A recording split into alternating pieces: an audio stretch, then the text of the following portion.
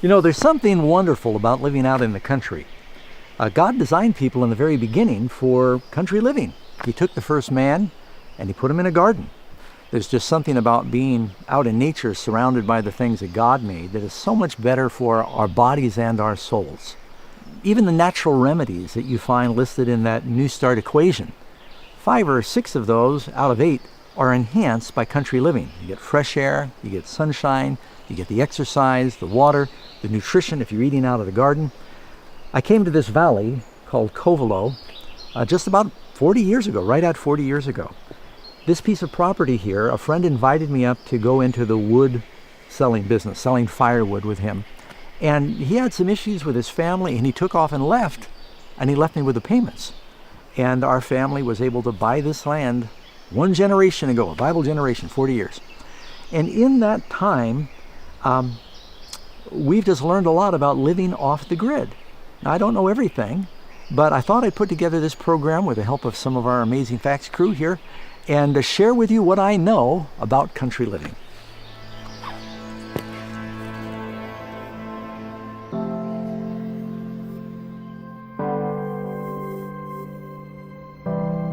Go to where you can look upon the works of God.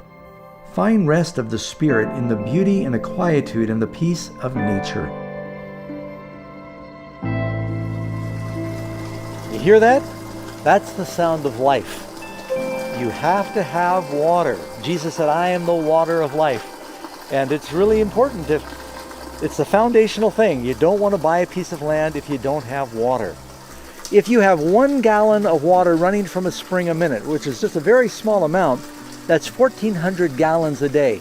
That right now is probably running at 5 gallons a minute. So thousands of gallons a day, plenty for orchard and garden and everything you'd need, lots for household use. In America, the average household of 4 uses approximately 400 gallons of water per day. 70% of that is used indoors, with the bathroom being the largest consumer. In the summertime, when I want to see how much water I've got in my tank, I'll just take a rock and you can tap it. Right now they're full, so it's a dead sound. You get up there, you can tell it's hollow. Water's right about here now. And we run it into the tanks through a filter. This is my little cleaner. Every now and then I'll pop the filter off. I won't do it now because there's so much water it'll just spray everywhere. Pop the filter off, I kind of clean out the screen, so if there's any little bugs or water wigglies that get in there as sand, it catches it here, and then I got a secondary filter at the house. And we have this bungee like this because bears like to come through here. You'll see there's bear claws. They hear the water running, they think there's bugs or something in there, and they'll pull the pipes off. So we've had to patch this several times because of our friendly bears. I was walking through the woods here once about 35 years ago with my son, who was real little. We saw a wet spot on the ground in the summer. That's usually a good sign that there's a spring. So you dig down, you find where the clay is, where the main source of the spring is. You lay your sewer line in there, it's the perforated pipe in there. Throw gravel on it, cover that over, get it all nice and sanitary. So that's the water coming down the hill from one spring.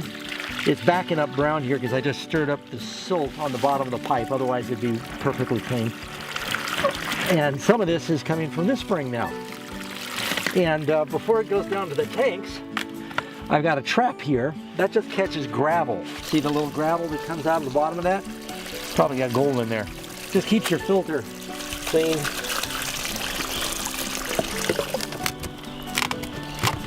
And that's that. High tech.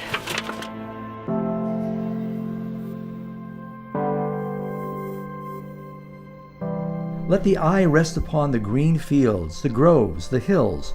Look upon the blue sky unobscured by the city's dust and smoke, and breathe the invigorating air of heaven. The Bible says that the life of man is the tree of the field. These are some pear trees that actually the homesteaders that lived here 100 years ago planted these. You can see the pears are coming out. Now sometimes, some years, Karen and I don't get to them in time, and the bears, that's why the trees are a little gnarly. They've ransacked the trees. But 40 years we've been here, these have been putting out pears. Some years are better than others. And you can see right over here, we've got plum trees. Some of these are volunteer and we just let them go. Nice thing about these trees is if you don't like the variety, almost all of them you can graft them. You could put whatever kind of pear you want on that tree if you get a little grafting training. Here you see little plums. Any of these stone fruit trees, you can graft with a variety of other plums. And so you say, well, I don't like these.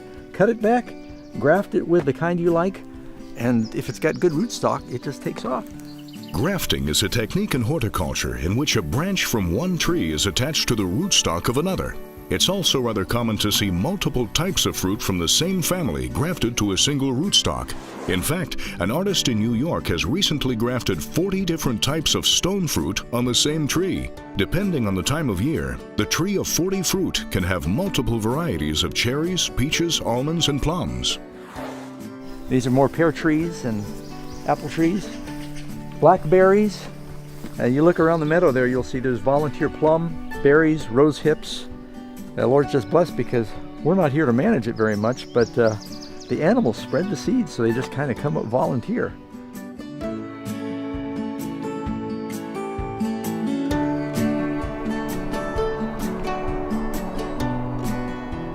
Then the trees of the field shall yield their fruit, and the earth shall yield her increase. They shall be safe in their land, and they shall know that I am the Lord.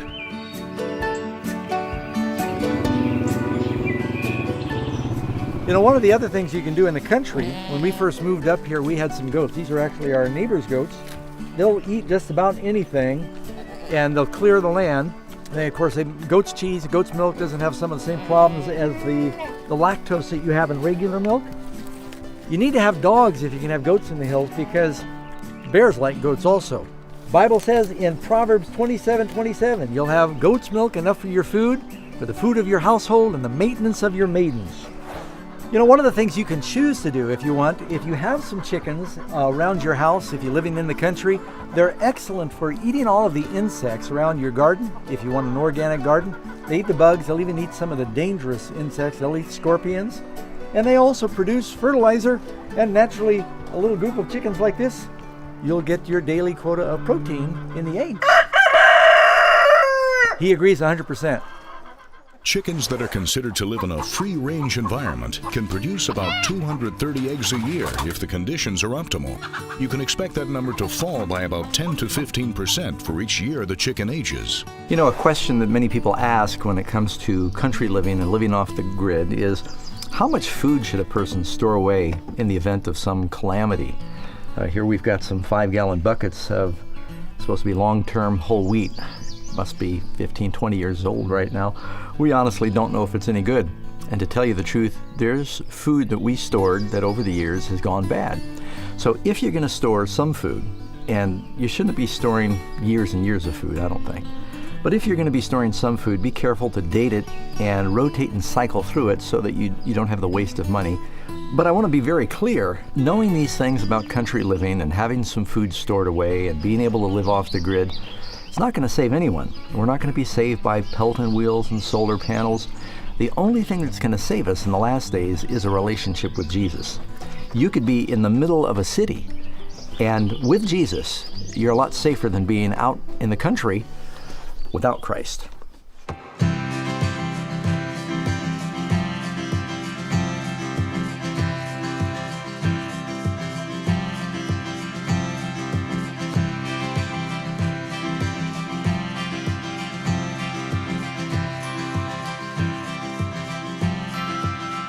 One of the very important things, if you're going to live out in the country, unless you've got a place that is warm all year long, you're going to have some cold weather, you need firewood to keep from freezing to death.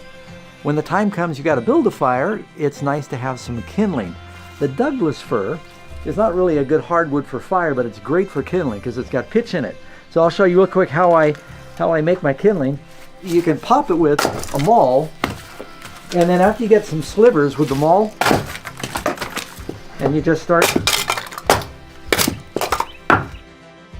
It doesn't take very long before you start going from 5 fingers to 4 fingers.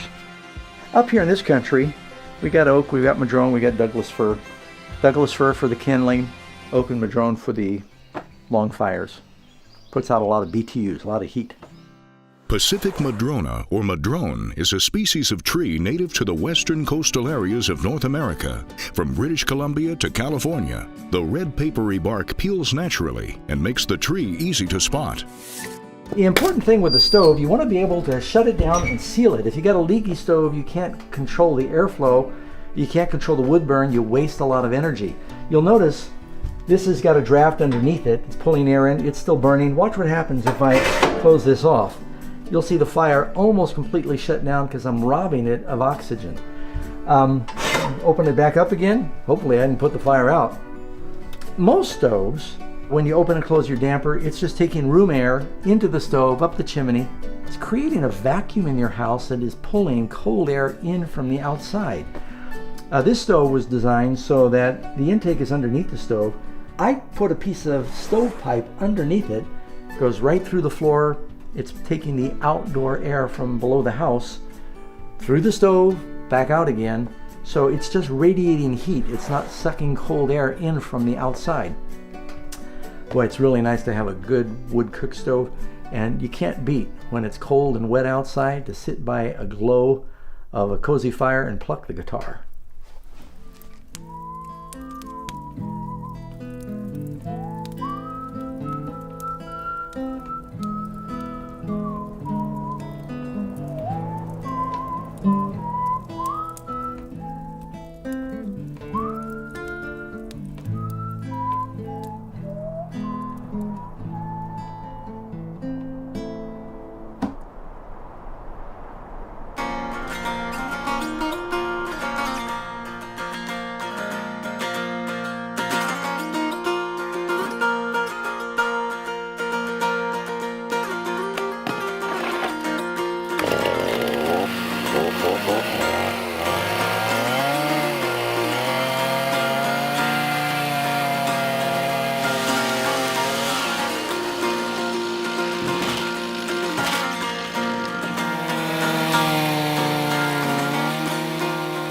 A real important thing when you're using a chainsaw to keep it sharp, you'll notice as I'm going through, I can feel when I'm getting to the bottom, and I'll peel this piece like this.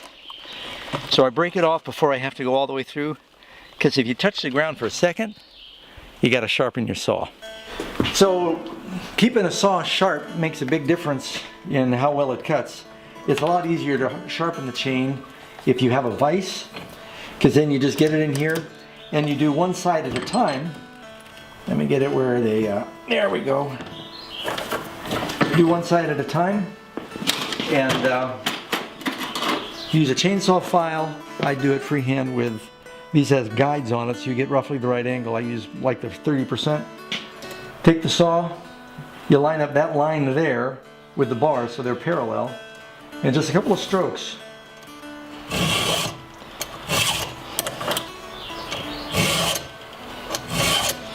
And after you do one side, you can take your fingernail and you go like this. It'll shave a little bit off your fingernail, and that means it's sharp. Yep. And you flip it around and you do the other side. Having a sharp chainsaw uses less fuel, less time, easier on the machine. If the axe is dull and one does not sharpen the edge, then he must use more strength. But wisdom brings success.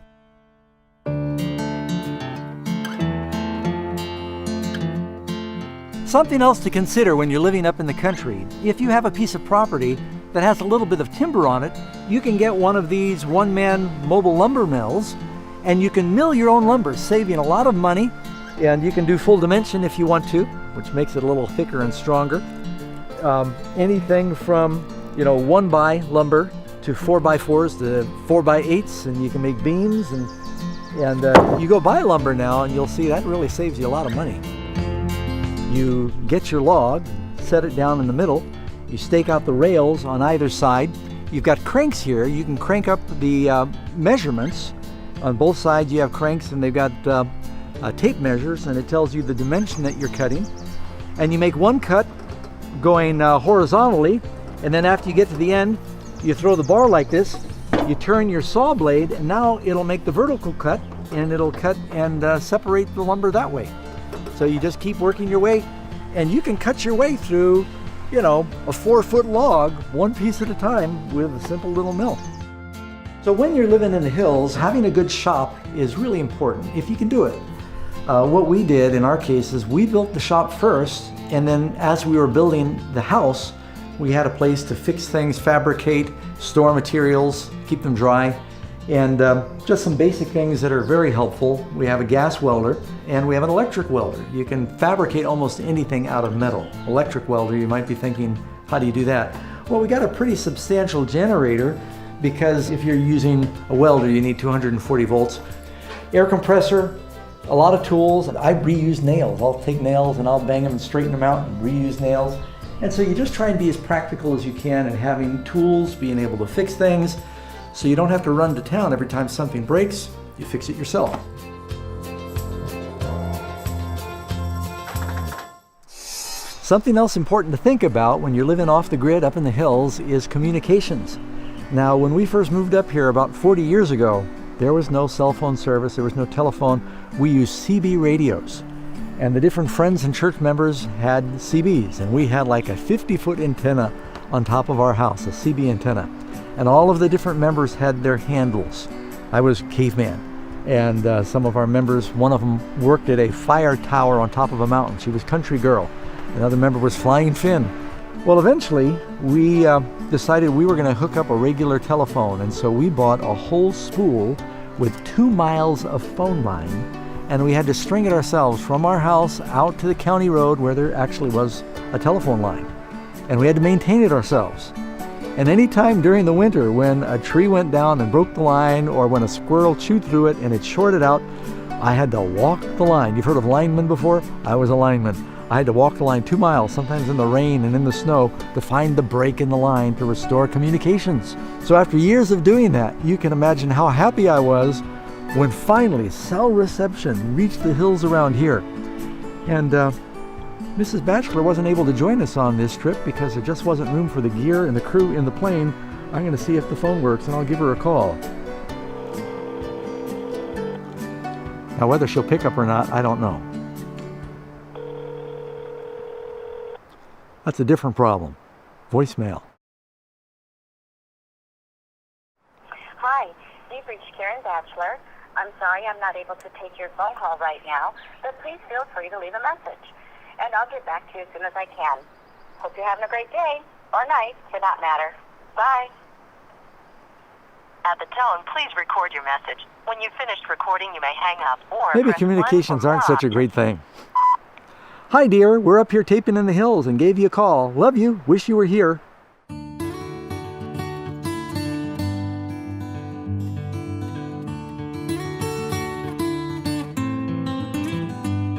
There's this section of our land where we didn't have any springs, and so about a year ago we decided to drill. It's a very good idea, if you're going to do this, to spend a little extra money and pay a hydrologist, somebody who will survey the area, find out where other people are finding wells. You can spend a lot of money drilling a well at $15 to $20 a foot, and if you have a dry well, you still have to pay them, and you have nothing to show for it. A hydrologist usually can study the geology, they know what's going on with other wells in the area, and give you a pretty good educated estimate about where to drill and what your odds are. When we put this one in, he was right on. He said about 185 feet, you'll find 13 gallons a minute. The amount of groundwater reserves in the United States is estimated to be at least 33,000 trillion gallons of water.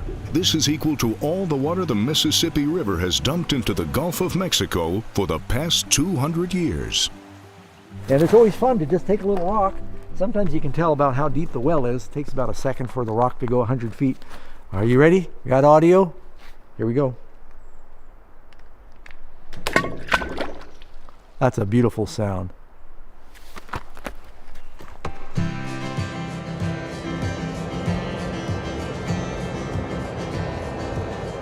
Behold, God is my salvation. I will trust and not be afraid. For yea, the Lord is my strength and song. He also has become my salvation. Therefore, with joy, you will draw water from the wells of salvation. If the contour of your land is appropriate, you could actually take a dozer and dig a pond like we did here. This was just all meadow here, but because there's a spring up the hill, And because it catches some of the watershed, we were able to cut this out. And this pond holds water year-round. We come up here and we see deer and bear and ducks, and we even put a half a dozen bass in here, and they just took off and proliferated. Of course, I'm a vegetarian, but it's fun sometimes to catch them and just throw them back.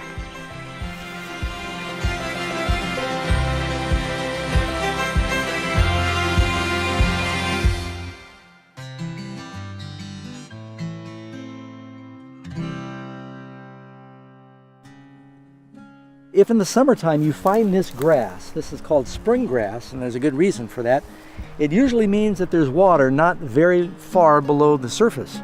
You'll also notice sometimes that in the summer, bees are landing nearby. That's because bees just need a little moisture on the surface to drink. They don't like running water. But years ago, we saw this spring grass here, and we were suspicious, so we got a backhoe and decided to dig a hole and see what would happen. And once you remove the topsoil, you remove the pressure, and it comes to the surface. This stays full and running over year-round. Now, we don't use this for the house because it's a little ways from the house, but we developed it to be a wildlife spring, because where you've got water, you've got life, and Jesus is the water of life. Jesus answered and said to her, "Whoever drinks of this water will thirst again, but whoever drinks of the water that I shall give him will never thirst. But the water that I shall give him will become in him a fountain of water springing up into everlasting life."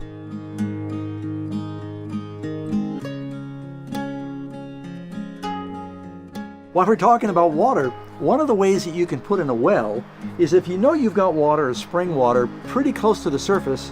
What we did here, we got a backhoe, dug down a fairly deep hole, put the culvert in, stood it up straight, packed the dirt in around it.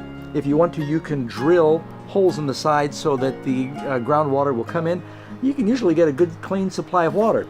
Then if you put a solar-powered pump here, you can pump the water from your source up the hill or to a tower, and it'll give you a water supply to your house or to your garden. You can pump your water with a windmill. You can pump, of course, with a gas-powered pump, and you can pump with electricity. Maybe it's a good time for us to talk about electric power in the hills.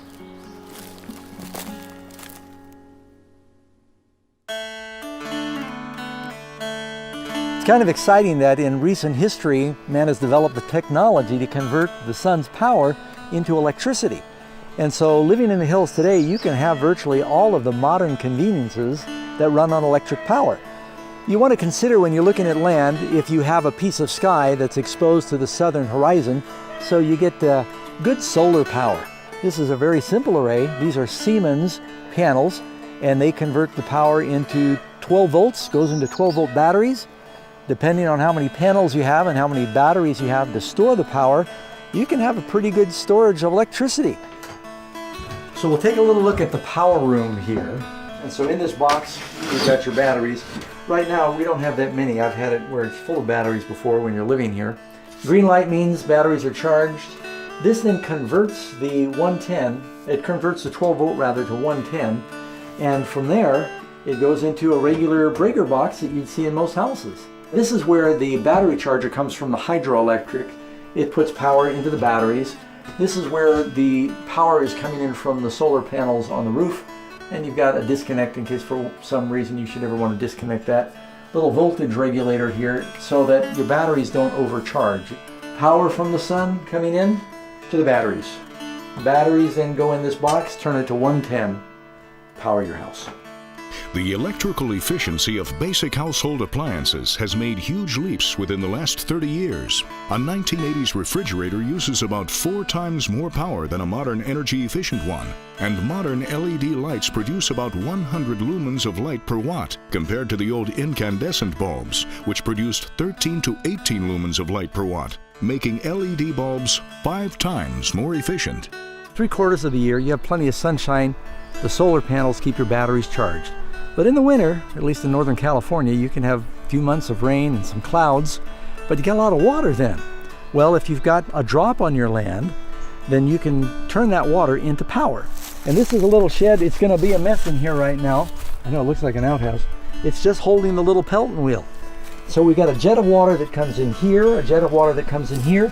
They both hit this bronze Pelton wheel. They spin it, produce 110 volts, and it sends that voltage through that wire back up to the house to a battery charger that charges our batteries up. Nice thing is, you have so much water in the winter, you can leave it running for hours, or you can just set a timer on it and say, I'm going to turn it on for 2 hours, and you get 2 hours of charging your battery.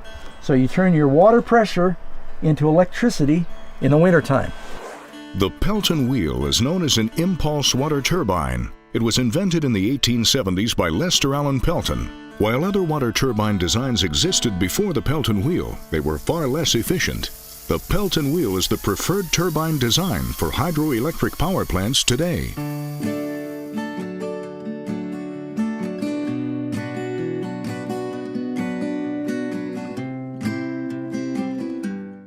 Well, friends, it is possible to live completely off the grid and be fairly comfortable. It takes some wisdom, it takes some planning, and I'll admit I'm a little conflicted because we have a great work in the city. Most of the people in the world now live by the centers of population. But the Bible tells us that someday, Matthew chapter 24, the abomination that makes desolate will be set up, and those that be in Judea, Jesus says, flee into the mountains. There'll be a time we need to flee. You pray. It's not wise for a person to just say, I'm going to sell everything I have and go move to the hills. You need to be practical. You need to make sure that you have a way to support yourself and you don't lose your opportunity to witness to the people where they are.